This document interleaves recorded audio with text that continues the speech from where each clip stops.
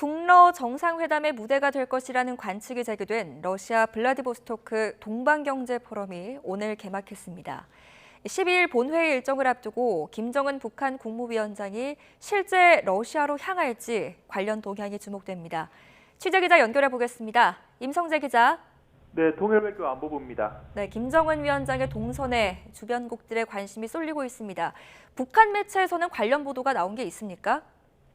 아닙니다. 조선중앙통신과 노동신문 등 북한 관영 매체는 김정은 국무위원장의 방러 소식을 아직 보도하지 않았습니다. 김 위원장의 러시아 방문 자체를 공식적으로 확인하지 않았는데요. 북러 정상회담과 김 위원장의 방러 소식은 주로 외신과 정보 당국을 통해 전해지고 있습니다. 일단 북러 정상회담의 무대로 유력한 동방경제포럼은 오늘부터 나흘 동안 러시아 블라디보스토크에서 열립니다.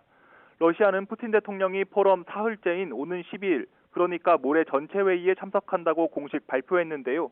이 푸틴 대통령의 동선에 따라서 김 위원장과 푸틴 대통령이 만나는 북러 회담 날짜 역시 12일이 유력하게 거론됩니다. 러시아 현지에선 회담일 하루 전인 내일 김 위원장이 블라디보스토크에 도착할 것이란 전망도 나오고 있습니다. 현재까지는 지난 2019년 4월 방러 때처럼 김 위원장이 전용 열차를 타고 1100km에서 1200km를 이동해 이 블라디보스토크에 도착하는 방안이 유력한 것으로 보이는데요. 이 동선 공개를 꺼리는 북한이 기존에 알려진 육로 경로 대신 바닷길과 하늘길을 택할 가능성도 있습니다. 앞서 국가정보원은 김 위원장이 러시아를 방문할 때 기존에 예상했던 것과는 다른 경로로 깜짝 이동할 가능성이 있다고 국회 정보위원회에 보고했습니다. 네, 만약 이번에 북러 간의 회담이 실제로 이루어진다면 4년 4개월 만에 이루어지는 겁니다. 그런데 여기에서 무기 거래 등에 대한 논의가 이루어질 가능성도 있다고요? 네, 러시아는 최근 우크라이나 전쟁 장기화로 무기 부족 사태를 겪고 있습니다.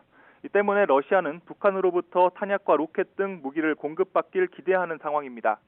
북한은 122mm 포탄과 로켓, 152mm 포탄 등 러시아 무기와 호환할 수 있는 포탄 등을 수백만 발 보유하고 있는 것으로 전해졌습니다. 여기에 옛 소련 전차의 부품도 가지고 있는 것으로 알려졌습니다. 반대로 북한은 러시아의 식량과 에너지, 첨단 기술을 요구할 가능성이 큽니다. 가장 주목되는 건 북한이 원하는 군사정찰 위성과 핵추진 잠수함 관련 기술입니다.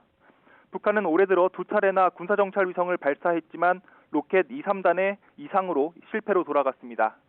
다음 달 3차 발사에 나서겠다고 공언까지 한 상황인데 이 러시아에 재래식 무기를 주는 대신 군사정찰 위성 기술을 요구할 수도 있습니다.